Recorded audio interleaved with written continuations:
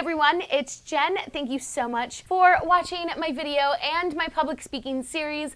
I am back with some more tips, and just like the title said, these tips are for a successful virtual video presentation. I know a lot of you are working remotely or you have clients that you can't meet with in person, and having a presentation virtually presents its own new set of challenges, and you want to make sure that you come across in the best way possible. So I'm here to share with you 5 tips that have worked for me. All right, so the first tip, I feel like I have to state because it's not as obvious, is turn on your video. Now, I know you're like, but this title is virtual video meetings. Well, it could be virtual and you have a camera option, but you decide, not having a good hair day, don't want to put on my camera. You have to turn on your camera. That is the #1 piece of advice that will help you have a more successful meeting. Number 2 is make sure you have good lighting. Now, you don't need a ring light like what I have right here. You can't see it, but it's there.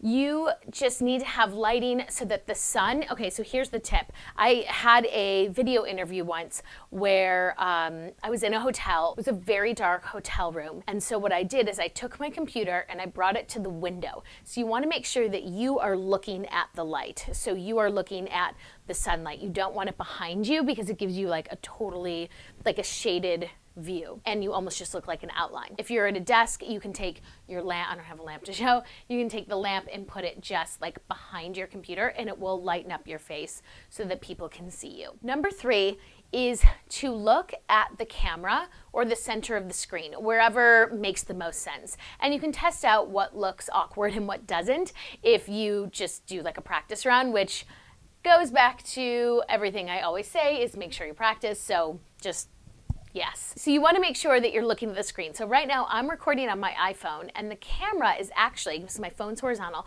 the camera's actually to the left. If I look to the center of the screen, now I'm not looking at you. But if I look at the camera, I am. And it's hard because I want to look at myself, but I can't because I know it looks weird when I start editing. So make sure that you know where the camera is and that you're not too close or too far or too much to the side or like your head's cut off or you're kind of like that.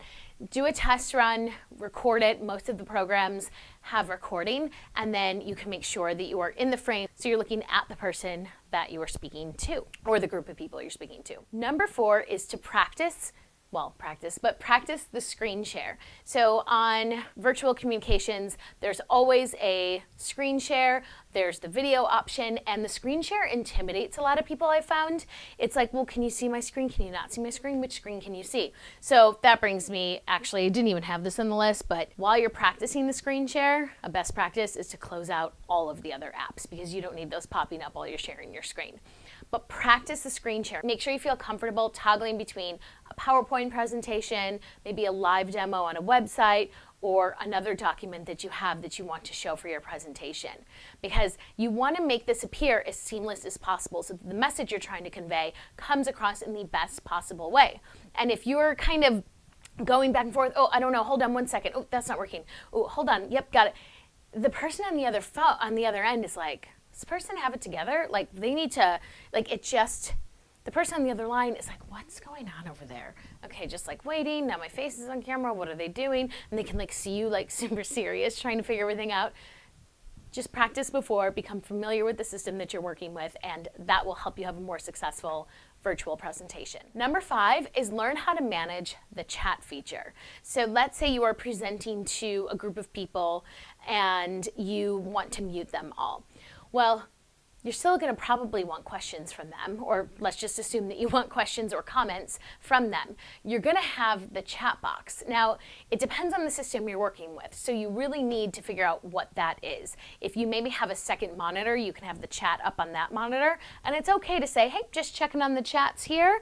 Looks like we're all good, or looks like so-and-so has a question. I'd love to address that, and then you can address the question. You want to make sure it's in a separate window because if it's just buried and all you keep seeing are the alerts popping up, you're going to get distracted through your presentation. So this is something that you could practice with a coworker to say, hey, like, can you send me chats? I want to make sure I know how to open this, where to keep this box open, and just to make sure that this is a very seamless and structured and put together presentation. So there you go. Those are 5 of my tips for a successful virtual presentation. I hope you enjoyed this video. I have other videos videos in my public speaking series. So if you want to, subscribe to my channel and you will get notified of when I post new videos. And you can follow me on all of the social media. I've put all of the links below. Thanks for stopping by and good luck in your next presentation. Bye.